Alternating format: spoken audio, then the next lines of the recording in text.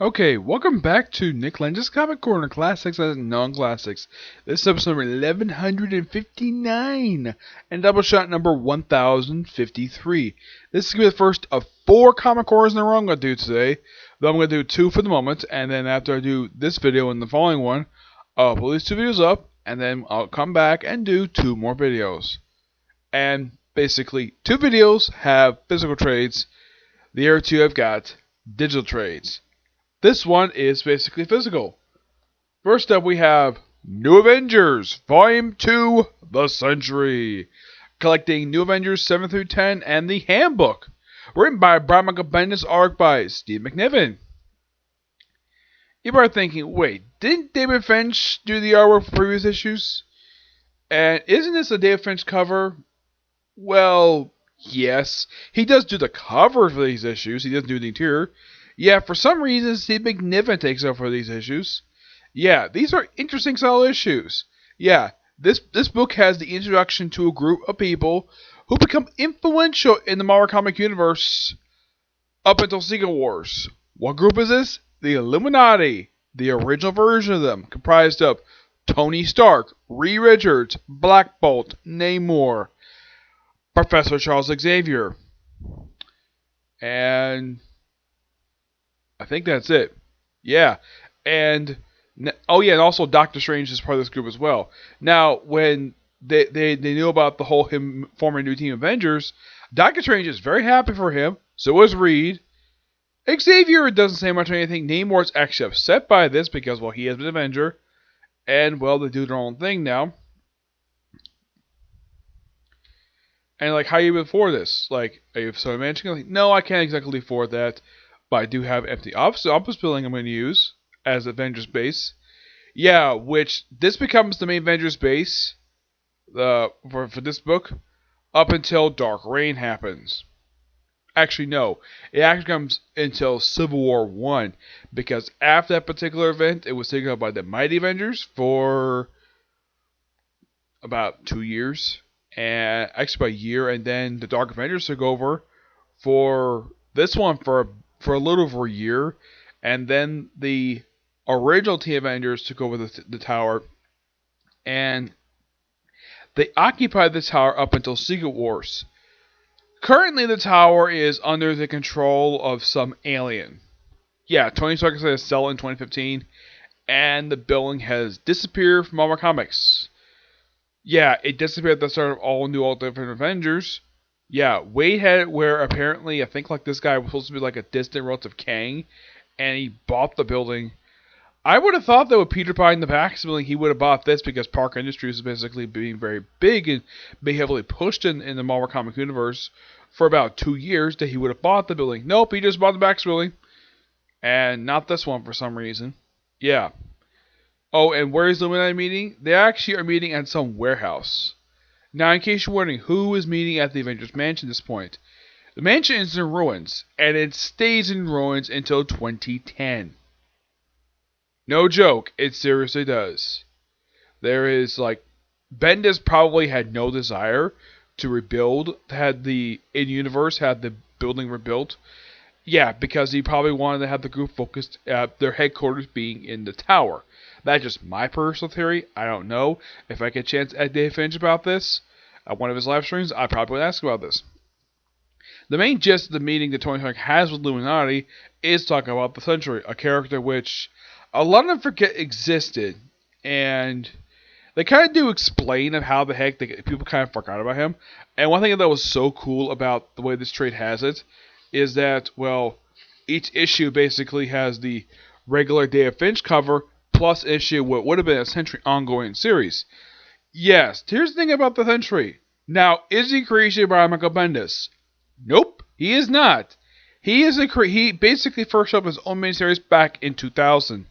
Yeah, why in the world Marvel decided to push this character, who simply put which is just a Superman ripoff?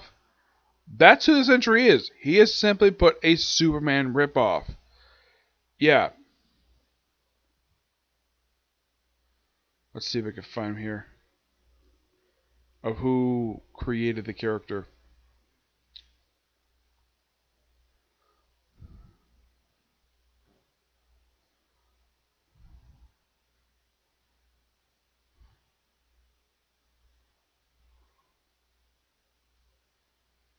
Okay. The person who created the character, let's see. The one who created the Rubber Railed version, let's see. He was created by Paul Jenkins, Jay Lee, and Rick Vench. Yeah, he's the one. They're the ones who created this guy. And his original look, his original, let's just say, the first miniseries appearance of this character was nothing like the way it is right now. This is how he originally was. Yeah, he just picked up some old man reliving his glory days. Now, think of the Sentry is he's an old friend of Reed Richards and the Hulk. Yeah, they haven't much with the Hulk here, but it's revealed later.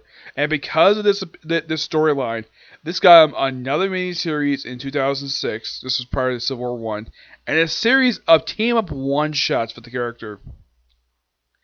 Because Marvel really had a lot of high hopes for this character. That, for what I've heard from some people, they didn't really care for the character at all.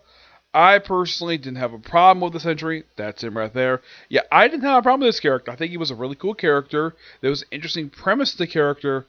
And, like, at one point he was, like, because they also have a meeting about the breakout that happened in the previous arc. They kept mentioning, oh yeah, it was like 46, and it was like 45, 44.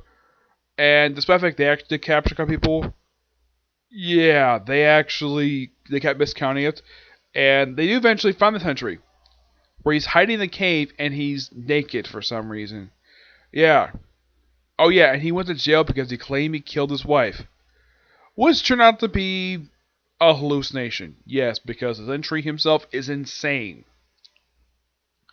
Eventually, thanks to exposing himself to a Sentry comic book, that apparently restored him. And also, thanks to Emma Frost enter his mind. Yes, Emma Frost enter his mind. That she was able to reignite his memories, which apparently been locked away for some reason. And they also mention about the Void. There's a brief reference to the Void in here. Don't worry, he can explain later. What the Void is, he's some alternate personality of the Sentry, who apparently is supposed to be the Sentry's arch nemesis. That's who the Void is. Yeah. Eventually he gets restored, and Emma Frost mentions him, hey, you want to join the Avengers? Yeah, this comes from Emma Frost. Why could this come from Cap, Iron Man, or even Spider-Man? Why Emma Frost? I have no idea. And so she's like, can I join the Avengers? They're like, sure. And he's part of the group up until Civil War 1. When he and Iron Man leave the series to go off to fight the Avengers with Ms. Marvel. Yeah, there's also referencing here to Enemy of the State. Yeah, because that happened. So, why not have reference to it? Okay. Now, is there any mention what happens in the Captain America book? Surprisingly, no. There's hardly ever a mentioning what happens in the Captain America book. There's no mention of Bucky in here, despite the fact Bucky came back prior to this. Yeah, there's no mention of that at all. My guess is the reason why, because the story was still ongoing at that point. That, or they're probably still doing what's up with the Winter Soldier, and that's so confined to his own book. And my guess is also because that book probably takes place during a 6-month time skip. That's my personal guess. In the case of Iron Man, well, there's nothing really mentioned about what's going on in his book in here. Spider-Man, zilch. Yeah, Spider-Man's book is barely mentioned in New Avengers. Yeah, it's like, that's kind of, now the New Avengers do appear in this comic book for one story arc, and they mention he's part of the group, and eventually he does move into the Avengers Tower in the in his own book, because here's the thing, his childhood home was burned down by a former classmate of his, and he had him and his aunt and his smoking hot wife, Mary Jane Watson. This is before the stupid One More Day retcon, where they moved into Avengers Tower, which they stayed for about 2 years. Yeah, they finally left because of Civil War 1. Yeah, Luke Cage didn't have a comic book at this time, so the reason they mentioned that. And, well, yeah. Also, Spider-Woman never had a comic book at this point in time, but yeah. This storyline was pretty good. Just basically Vince the character Sentry. And they also mentioned apparently that, get this, the person responsible for stealing these memories, what if who happens to be a character who's been dead since the 90s? Jason Woodrow, aka mastermind, and somebody with a sailor's hat. Who this guy is, they don't say it here. Do I remember who it is? I don't remember at all. I do have third volume on the way, but yeah, this book is really good. This book, roughly a 9.5 out of 10. Really damn good book. Alright, next up is Grimm Fairy Tales, Volume 11. Collecting issues 65 to 70. This book has Sheila battling demons. Yep, why not? And she gets like a limo to basically because her friends got captured. Yeah, eventually when her friends actually worked with her all along. Yeah. I know I should have been reviewing this with Volume 1 to understand the whole thing with the series, but it's kind of hard to track down these trades. I'm sure that probably some people can point me to some comic stores might have them. My guess is the reason why they're so hard to track down because some of these trades are over like a decade old. I mean, look at this one. I got this one for like $4 at probably original cover price, probably a little bit more than that. Yeah, and this book came roughly in 2012. Yeah, and I got this a while ago.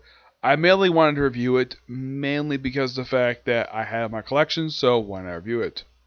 Yeah. But I can't think of anything else to say about this. It does have good artwork. Now, the writing of this book is done by Joe Brish and Ralph Teniso. Yeah, these two guys are the writers of this book, and they read this book for quite some time. Yeah, Joe Brish is the main writer of the book. The other guy is just the creator of the book. Artwork by Carlos Janita. Yeah, for some reason, when they have the credits page, they don't list the artist in here for some reason. I have no idea why the heck this is. It's like you need to go through the entire freaking book to figure out who the artists are in this book. That's the only problem with the Grimm Fairy Tale trades. It's still good, for the most part, what it is. Yeah, I'm going to give this book roughly a 8.5 out of 10. I mean, I mainly review Grimm Fairy Tales because I like reading it, and, well, it was basically one of the few I actually have I haven't reviewed yet. Yeah. But not much else to say about these two trades. The original was really good. Grimm Fairy Tale is okay, but I'm sure some people who are fans of the series that might be disappointed with my review of it. But the thing is, I haven't reviewed much for Grimm Fairy Tales. That's just the thing. Avengers, on the other hand, I've viewed a boatload of Avengers trades.